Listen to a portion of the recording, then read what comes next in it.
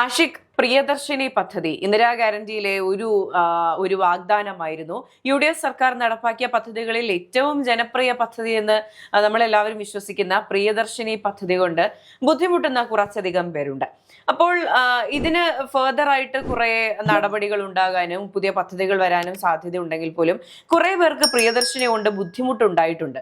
അപ്പോൾ എത്രത്തോളം UDF സർക്കാരിന് ഇതിനെ ടാക്കിൾ ചെയ്യാൻ കഴിയും, ഇതിനെ മറികടന്ന് എല്ലാവർക്കും ഗുണം ചെയ്യുന്ന രീതിയിൽ ഇതിനെ മുന്നോട്ട് കൊണ്ടുപോകാൻ സാധിക്കും? ഈ ഒരു പ്രിയദർശിനി പദ്ധതി വന്നപ്പോൾ മുതൽ സ്വകാര്യ ബസ് ഓപ്പറേറ്റർമാർക്കൊരു നിരാശ അല്ലെങ്കിൽ ഒരു ആശങ്കയുണ്ടായിരുന്നു. അവരുടെ സർവീസുകൾ തടസ്സപ്പെടുമോ, അല്ലെങ്കിൽ എത്രയേറെ യാത്രക്കാർക്ക് ഒരു KSRTC ബസ്സിലേക്ക് പോകും എന്നുള്ള ഒരു ആശങ്ക ഉണ്ടായിരുന്നു. അത് അതുപോലെ തന്നെ സംഭവിക്കുകയും ചെയ്തു. അതായത് പ്രൈവറ്റ് ബസ്സിൽ ഉണ്ടായിരുന്ന ഒരു ഭൂരിഭാഗത്തോളം അല്ലെങ്കിൽ ഏറെക്കുറെ മുഴുവൻ സ്ത്രീ യാത്രക്കാരും ഈ ഒരു പ്രിയദർശിനി ബസ്സിനെ ആശ്രയിച്ചു തുടങ്ങി. അപ്പോൾ അതോടെ ഇവരുടെ വരുമാനം നിലയ്ക്കുകയും ഒരു ആശങ്ക അതെങ്കിൽ പരുങ്ങലിലായി അവരുടെ ഓരോ സർവീസുകളും. ഇപ്പോൾ ഓരോ ജില്ലകളിൽ നിന്നും വെട്ടിക്കുറയ്ക്കുകയാണ് ഓരോ ബസ്സുകളും. അതായത് ഒരു ജില്ലയിൽ, അതായത് കാസർഗോഡ് 10-30 ബസ്സുകളോളം സർവീസ് നിർത്തിക്കഴിഞ്ഞു. അപ്പോൾ ഈ സാധാരണ ബസ്സുകൾ അല്ലെങ്കിൽ പ്രൈവറ്റ് ബസ്സുകളെ ആശ്രയിച്ച് ജീവിക്കുന്ന സാധാരണക്കാർ തൊഴിലാളികൾക്ക് അവരുടെ വരുമാന മാർഗമാണ് ഇല്ലാതാകുന്നത്.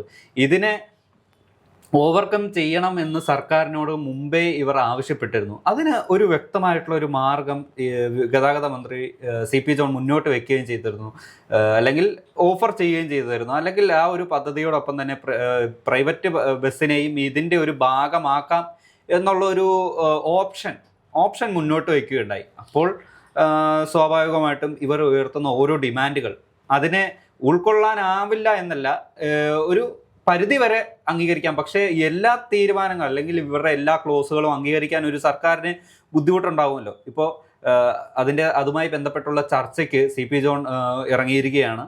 ഇപ്പോൾ അതിൻ്റെ ബേസിലിരിക്കും ഇപ്പോൾ സംസ്ഥാനത്ത് പ്രൈവറ്റ് ബസ് ഉടമകളും അല്ലെങ്കിൽ അതുമായിട്ട് ബന്ധപ്പെട്ട തൊഴിലാളികളുടെയും ഭാവി. യെസ്. അപ്പോൾ ഈ പ്രൈവറ്റ് ബസ് ജീവനക്കാരുടെ പ്രശ്നം, അതായത് പ്രൈവറ്റ് ബസ്സുകൾ നിർത്തലാക്കുന്നു എന്ന് പറയുന്ന പ്രശ്നം, അത് ചെറുതായി കാണുന്നില്ല. പക്ഷേ ഇതിന്റെ തുടക്കം ഇവിടെയല്ല. ഇപ്പോൾ പ്രിയദർശിനി പദ്ധതി വന്നതുകൊണ്ട് മാത്രമല്ല പ്രൈവറ്റ് ബസ്സുകൾ നിർത്തലാക്കേണ്ട സാഹചര്യം ഉണ്ടായത്. ഞാൻ സ്കൂളിൽ പഠിക്കുന്ന കാലത്ത്, സ്കൂൾ കാലഘട്ടത്തിൽ ഒരു 10 കൊല്ലം മുൻപ് ഒരുപാട് പ്രൈവറ്റ് ബസ്സുകൾ ഉണ്ടായിരുന്നു. അപ്പോൾ സ്കൂൾ കഴിഞ്ഞോ അല്ലെങ്കിൽ ട്യൂഷൻ കഴിഞ്ഞ് തിരിച്ച് വീട്ടിലേക്ക് പോകുമ്പോൾ കുറെ ഓപ്ഷനുകൾ ഉണ്ടായിരുന്നു. പ്രൈവറ്റ് ബസ്സുകൾ അല്ലെങ്കിൽ KSRTC ബസ് എന്ന് പറയുന്നത്. അത് കോളേജ് കഴിഞ്ഞ അല്ലെങ്കിൽ ഒരു 5 വർഷം മുൻപൊക്കെ നമ്മൾ ബസ്സിൽ പോകുന്ന ഒരു സാഹചര്യമാണെങ്കിൽ ഈ പ്രൈവറ്റ് ബസ്സുകളുടെ എണ്ണത്തിൽ വളരെ കുറവുണ്ടായിട്ടുണ്ട്. ഇപ്പോൾ ഞാൻ വരുന്നത് തിരുവനന്തപുരത്ത് നിന്നാണ്. ഇപ്പോൾ തിരുവനന്തപുരം സിറ്റിയിൽ നിന്ന് റൂറൽ മേഖലകളിലേക്ക് കുറേയധികം ഈ പറഞ്ഞ പ്രൈവറ്റ് ബസ്സുകൾ ഉണ്ടായിരുന്നു. കരകുളം മേഖല, അതുപോലെ തന്നെ പേട്ട, ആ ഏരിയയിലൊക്കെ പ്രൈവറ്റ് ബസ്സുകൾ കുറേ ഉണ്ട്.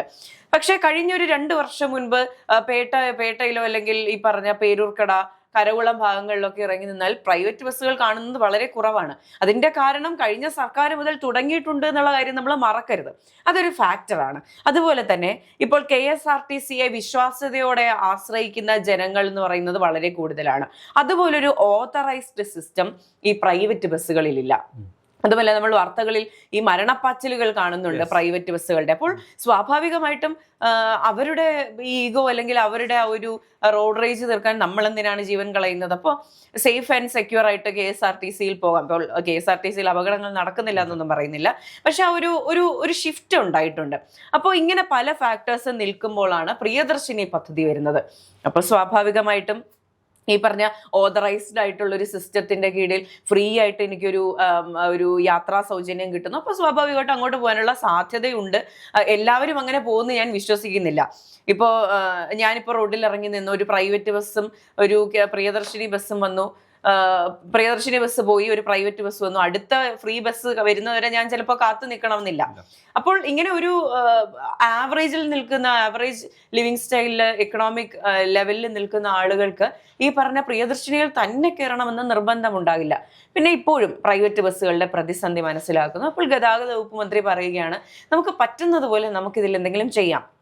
ഇപ്പൊ പ്രൈവറ്റ് ബസ്സുകാർ ആവശ്യപ്പെടുന്നത് എന്ന് പറഞ്ഞാൽ, ഇപ്പോൾ KSRTCക്ക് പ്രിയദർശിനി പദ്ധതി വഴി ഉണ്ടാകുന്ന വരുമാന നഷ്ടം സർക്കാർ കൊടുക്കും. അപ്പോൾ പ്രൈവറ്റ് ബസ്സുകളെയും ഇതിൽ ഉൾപ്പെടുത്തുകയാണെങ്കിൽ അങ്ങനെ ഞങ്ങൾ പ്രൈവറ്റ് ഈ പറഞ്ഞ സൗജന്യ യാത്ര കൊടുക്കാം, ഞങ്ങൾ ബില്ല് നൽകുമ്പോൾ നമുക്ക് ആ പണം തന്നാൽ മതി എന്നുള്ള ആവശ്യമാണ് മുന്നോട്ട് വയ്ക്കുന്നത്. അതിന് ഒരു പ്രാക്ടിക്കലി ഒരു ബുദ്ധിമുട്ടുണ്ട്. കാരണം ഇതൊരു ഓതറൈസ്ഡ് സിസ്റ്റത്തിലല്ല വർക്ക് ചെയ്യുന്നത്. ഈ പറഞ്ഞ KSRTC പോലെ ഗവൺമെന്റിന്റെ പാനലിൽ വരുന്നതല്ല ഈ പറഞ്ഞ പ്രൈവറ്റ് ബസ് മേഖലകൾ. അത് സ്വകാര്യ മുതലാളിമാരുടെ കുത്തകയാണ്. അപ്പോൾ ഇതിൽ കുറെ പ്രായോഗികമായ ബുദ്ധിമുട്ടുകളുണ്ട്. അപ്പോഴും സർക്കാർ പറയുകയാണ്, നമ്മുടെ ഗതാഗത മന്ത്രി പറയുകയാണ്, ഇതിൽ ഞാൻ എന്തെങ്കിലും വഴി കണ്ടെത്താൻ ശ്രമിക്കാം. അതുപോലെ അദ്ദേഹം സജഷൻസ് പറയുന്നുണ്ട്. ഈ പറഞ്ഞ parcel service, courier service private bus കേന്ദ്രീകരിച്ച് നടത്താം. അതുപോലെ KSRTCയിൽ നടക്കുന്ന പോലെയുള്ള ചുറ്റുമുള്ള ബ്രാൻഡിങ് പ്രൈവറ്റ് ബസ്സുകളിൽ ഏർപ്പെടുത്താമെന്ന്. പക്ഷെ ഇതിനെയൊക്കെ ട്രോളുകയാണ്. ഈ പാഴ്സൽ സംവിധാനം അല്ലെങ്കിൽ കൊറിയർ സംവിധാനം വഴി KSRTCക്ക് വരുന്ന വരുമാനം എന്ന് പറയുന്നത് ചെറുതല്ല. ഇപ്പോൾ DTDC പോലെ അല്ലെങ്കിൽ പോസ്റ്റ് ഓഫീസ് പോലെ ഒരു സാധനം അയച്ചാൽ 2-3 ദിവസം എടുക്കുന്നതിൽ നിന്ന് ഒരു ബസ് വഴിയാണ് ഇത് നടക്കുന്നതെങ്കിൽ ആ റൂട്ട് ഓടുമ്പോൾ അത് കൃത്യമായി പാഴ്സൽ സർവീസ് നടക്കും. ഇപ്പോൾ KSRTCയുടെ കൊറിയർ സർവീസിനെ ആശ്രയിക്കുന്ന ഒരുപാട് ആൾക്കാരുണ്ട്. അതിൽ നിന്ന് നല്ലൊരു വരുമാനം ലഭിക്കുന്നുമുണ്ട്. അപ്പോൾ ഈ പറഞ്ഞ രീതികളൊക്കെ ശരിക്കും അവലംബിക്കാവുന്ന മാർഗങ്ങൾ തന്നെയാണ്. പിന്നെ ഈ പറഞ്ഞ ചർച്ചകൾ നടക്കട്ടെ, പഠനം നടക്കട്ടെ. പ്രിയദർശിനി കൊണ്ടുള്ള ഈ പറഞ്ഞ സാമ്പത്തിക പ്രശ്നങ്ങൾ തന്നെ മറികടക്കാനുള്ള പഠനങ്ങൾ നടക്കുന്നതേ ഉള്ളൂ. അപ്പോൾ ഇപ്പോൾ അങ്ങനെയെങ്കിലും ഒന്ന് ആലോചിച്ച് നോക്കൂ, പ്രിയദർശിനി പദ്ധതി ലാഭത്തിലാണ് അല്ലെങ്കിൽ അതിൽ നിന്ന് വലിയ വരുമാന പ്രശ്നങ്ങൾ ഒന്നുമില്ലെങ്കിൽ അടുത്ത ഘട്ടത്തിൽ സർക്കാർ ചെയ്യാൻ പോകുന്നത് കുട്ടികൾക്കും വയോധികർക്കും പുരുഷന്മാർക്കും സൗജന്യ യാത്ര കൊടുക്കുക എന്നുള്ളതാണ്. അപ്പോൾ അതുപോലെ ഇമ്പോർട്ടൻ്റ് ആയി കണ്ടുകൊണ്ട് തന്നെ ഇതിനും ഒരു സൊല്യൂഷൻ കണ്ടെത്തും എന്ന് തന്നെയാണ് വിശ്വസിക്കുന്നത്. അത് സർക്കാർ ഉറപ്പ് നൽകുന്നുമുണ്ട്. ഇപ്പോൾ മേഘ പറഞ്ഞിരുന്നല്ലോ, അതായത് പാഴ്സൽ സർവീസ് പ്രൈവറ്റ് ബസ്സുകളിലൂടെ നടത്തുക എന്നുള്ളത്. അത് അല്ലാതെ തന്നെ ഇവർ രഹസ്യമായി ചെയ്യുന്നുണ്ട്. അതായത് കോട്ടയം എറണാകുളം റൂട്ട് നമുക്ക് എടുക്കാം. വൈറ്റിലയിൽ നിന്ന് പുറപ്പെടുന്ന ഒരു ബസ്സിൽ ഒരു പാഴ്സൽ അല്ലെങ്കിൽ ഏതെങ്കിലും ഒരു ഷോപ്പിന് ആവശ്യമായിട്ടുള്ള ഒരു പ്രോഡക്റ്റ് അത് പാഴ്സൽ ചെയ്ത് ഇന്ന സ്റ്റോപ്പിൽ ആളുണ്ട് എന്ന രീതിയിൽ ബസ്സിൽ കയറ്റി വിടുകയാണ്. അത് കോട്ടയത്തോ സംക്രാന്തി പോലുള്ള ഏതെങ്കിലും സ്ഥലത്തേക്കായിരിക്കും. ഇപ്പോൾ ആ ഒരു എറണാകുളത്ത് നിന്നും നേരെ കോട്ടയത്തേക്ക് എടുക്കുന്ന ബസ്സാണല്ലോ. അപ്പോൾ അതുവഴി പോകുമ്പോൾ ഇതിന് ഒരു നിശ്ചിത ചാർജ് ഈ ഒരു ജീവനക്കാർ ഈടാക്കുന്നു. അങ്ങനെ ചെയ്യുന്നത് DTDC പോലുള്ള അതൊരു ഓതറൈസ്ഡ് അല്ലെങ്കിൽ ഓർഗനൈസ്ഡ് ആയിട്ടുള്ള ഒരു സിസ്റ്റത്തിലൂടെ കൊണ്ടുപോവുകയാണെങ്കിൽ നല്ലൊരു വരുമാനം അത് സ്ഥിരമായി ലഭിക്കുകയാണെങ്കിൽ ഈ ഒരു ബസ് ജീവനക്കാർക്ക് അതൊരു പ്ലസ് പോയിന്റ് ആവില്ലേ? അതെ, തീർച്ചയായിട്ടും. ഇപ്പോൾ ഞാൻ ഈ പ്രൈവറ്റ് ബസ്സിൽ കൊറിയർ സർവീസ് ഉണ്ടെന്നുള്ള കാര്യം ആഷിക്ക് പറയുമ്പോഴാണ് അറിയുന്നത്. അത് അറിയാത്തത് എന്തുകൊണ്ടാണ്? അത് കൃത്യമായിട്ടുള്ളൊരു ചാനലിലൂടെ അല്ല നടക്കുന്നത് എന്നുള്ളൊരു സാധനമാണ്. ഒരു വെബ്സൈറ്റോ അല്ലെങ്കിൽ ഇത് ബുക്ക് ചെയ്യാൻ ഒരു ഫോൺ നമ്പറോ അങ്ങനെ എന്തെങ്കിലും ഒരു സംവിധാനം ഉണ്ടെങ്കിൽ ഇതിലൊരു വിശ്വാസ്യത ഉണ്ടാകും. അതൊന്നുമില്ല. ഇത് ജസ്റ്റ് ഈ പ്രോഡക്റ്റ് കൊടുക്കുന്ന ആളും അല്ലെങ്കിൽ ആ ബസ്സിലെ ജീവനക്കാർ, ഇപ്പോൾ കിളിയോ കണ്ടക്ടറോ അല്ലെങ്കിൽ ഡ്രൈവറോ തമ്മിലുള്ള അവരുമായിട്ടുള്ള ഒരു കോണ്ടാക്ട് ആണ്. ഇപ്പോൾ ഈ ഒരു പ്രോഡക്റ്റ് കിട്ടേണ്ട സ്ഥലത്ത് ഇന്ന ഒരു ആൾ വരും, അയാളുടെ കയ്യിൽ കൊടുത്താൽ മതി. അയാൾ ഈ ഒരു പ്രോഡക്റ്റ് അവിടെ എത്തുന്നതിന് ഈ ഒരു ട്രാവലിംഗ് ഫീസ് ഉണ്ടാവുമല്ലോ, അതൊരു 100 അല്ലെങ്കിൽ 50 രൂപ കൊടുത്താൽ സാധനം അവിടെ സേഫായി എത്തി. ഈ DTDC എത്തുന്നതിന് മുമ്പ് ഏകദേശം 1.5 മണിക്കൂറിനുള്ളിൽ പ്രോഡക്റ്റ് ഈ ഒരു ഉദ്ദേശിക്കുന്ന ആളുടെ കയ്യിൽ കിട്ടും. പിന്നെ മറ്റൊരു കാര്യം, പിന്നെ ഈ പ്രൈവറ്റ് ബസ്സുകളിലെ ഈ ഒരു മത്സര ഓട്ടവും കാര്യങ്ങളും ഇല്ല. മേഘ തിരുവനന്തപുരം ആയതുകൊണ്ട് അറിഞ്ഞിരിക്കണമെന്നില്ല, അവിടെ മത്സരോട്ടം കുറവാണ്. നമ്മുടെ വൈറ്റിലയിൽ നിന്നും കോട്ടയത്തേക്ക് എടുക്കുന്ന ബസ്സുകളിൽ ഭൂരിഭാഗവും പോകുന്ന പോക്കൊന്ന് കാണണം. സാധാരണക്കാരുടെ ചങ്കിടിപ്പ് ഈ ഒരു ഉച്ചസ്ഥായിയിൽ എത്തിയിരിക്കുന്ന രീതിയിലാണ്.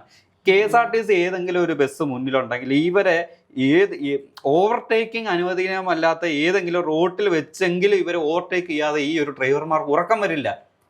ഇതുപോലുള്ളവരുടെ ഇടയിൽ ഈ പ്രൈവറ്റ് ബസ്സുകളിലേക്ക് പ്രിയദർശിനി പദ്ധതി കൂടി കൊണ്ടുവന്നാൽ അതിൽ മറ്റൊരു കാര്യം കൂടി ബാക്കി നിൽക്കുന്നുണ്ട്. ഇപ്പോൾ റോഡ് നിയമങ്ങളും അല്ലെങ്കിൽ എങ്ങനെ ഓടിക്കണം അല്ലെങ്കിൽ ഇതുപോലുള്ള നിയമങ്ങളെല്ലാം പാലിച്ചുള്ള ബസ്സുകളിൽ ഇതുപോലുള്ള നിയമങ്ങൾ കൊണ്ടുവരുന്നതിൽ തർക്കമില്ല, അല്ലെങ്കിൽ അത് അനുവദിക്കാവുന്നതാണ്.